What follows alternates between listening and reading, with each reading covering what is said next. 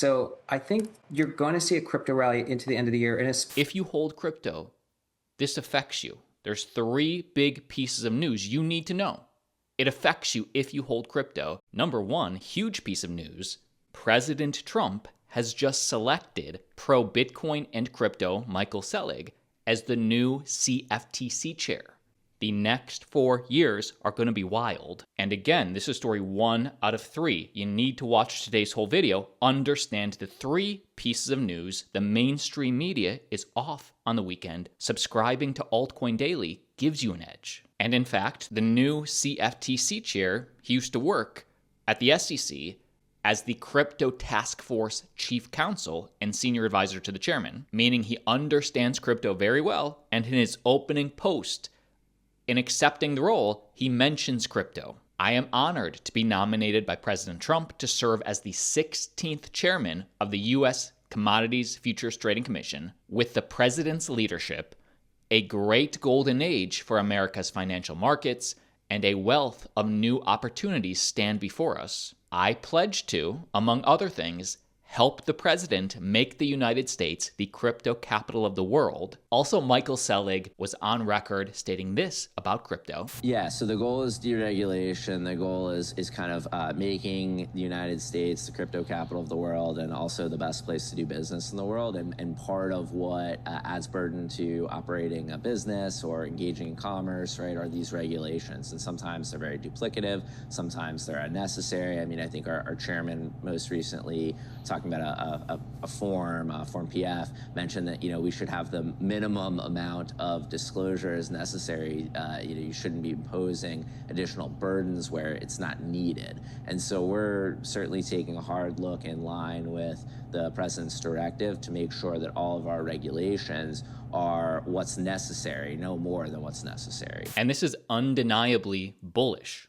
The United States, for the first time in its history, has a pro-Bitcoin, pro-crypto CFTC chair, a pro-crypto SEC chair, Paul Atkins, pro-crypto Secretary of Commerce, Howard Lutnick, pro-crypto Secretary of the Treasury, Scott Bessent, and a pro-crypto Federal Reserve, as I discussed in my recent video. Of course, all that affects crypto long-term. I'm worried about tomorrow.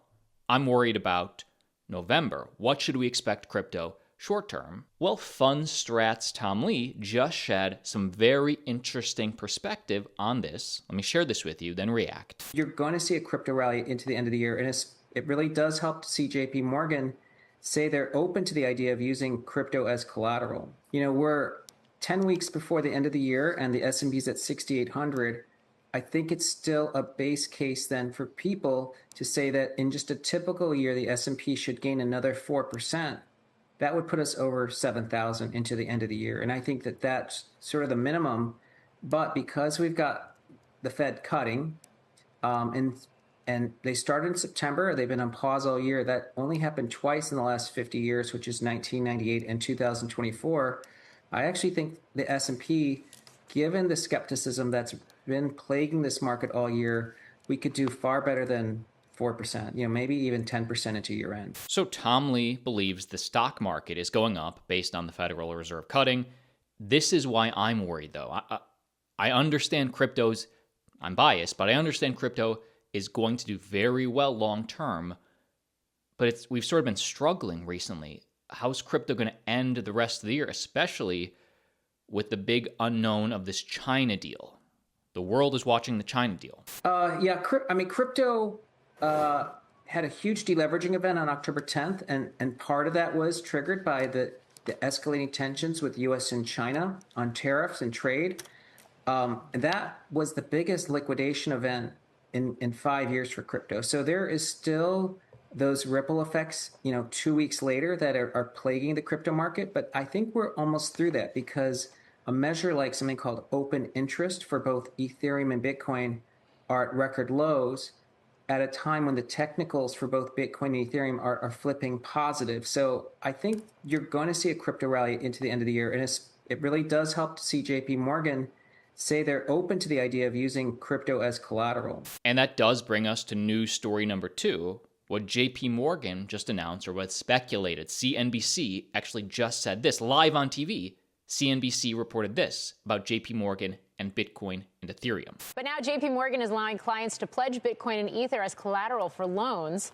Leslie Picker is joining us now with details. Hi, Leslie. Hey, Morgan. Yeah, and chatting with sources familiar with the matter, I'm told it's still early days. And for now, the concept is limited to the firm's trading business. JP Morgan's trading business has, for a few months now, accepted IBIT, the ETF, as a form of collateral, which it sees as less volatile as the underlying currency. However, I'm told that certain hedge fund managers and asset managers are demanding more of these types of crypto services. So pay attention to Bitcoin, that's yes. Pay attention to Ethereum, that's a yes.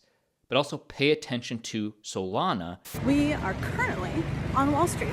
And when I say we, I don't mean just me and all the tourists, but Solana.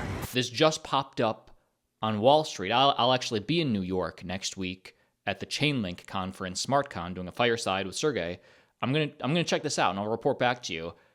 But this is small but mighty for Solana. Are you ready to experience the physical manifestation of internet capital markets on Wall Street? I don't think you are. So, for the next 2 weeks, you can come by, enjoy absolutely delicious Reposa coffee, enjoy Solana Spaces, get the vibes, get yourself a mocha, a matcha, a coffee, a latte, whatever your heart desires. Hang out with the Solana Spaces friends, see the merch, get the vibes, and go public on the internet. And if you're bullish on artificial intelligence, we also have news for AI protocol Zero G Labs, home of infinite AI. Essentially what they are the largest L1 built for AI. And I want to recommend this to you. This was an interview I did about 1 month ago titled "It Started, Crypto Expert Warns of AI Takeover, Zero G Labs." And really, we understand that AI is not going away. Crypto is not going away. So what AI crypto protocols are going to be here 5 years from now, going to be here 10 years from now? Highly recommend that interview. Channel partner, link down below. And really what I'm worried about for crypto short term, because long term we understand what direction this train is headed. But short term, the biggest macro events are either the Federal Reserve cutting rates, which will be bullish, but also this Trump-China deal.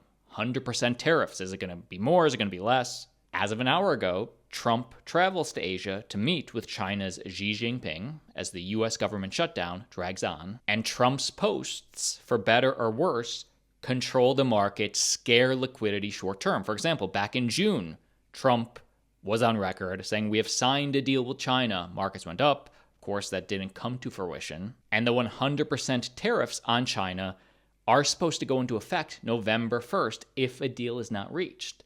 Now, I like going to sources like Polymarket for this sort of information. They are a channel partner.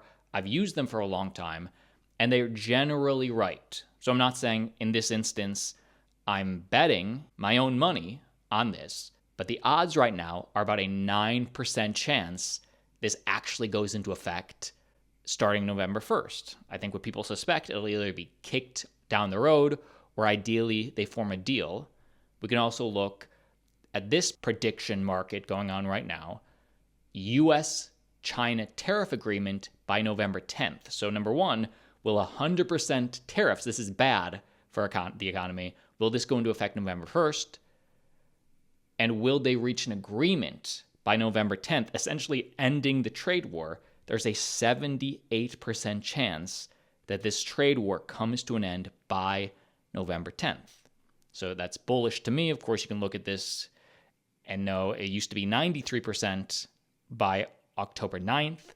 Then Trump scared the markets, and now we're down to the high 70s. Always good to check out the Polymarket polls, the odds, to get you a better understanding of what's actually coming next. As I get more information, I will keep you updated. Like always, see you tomorrow.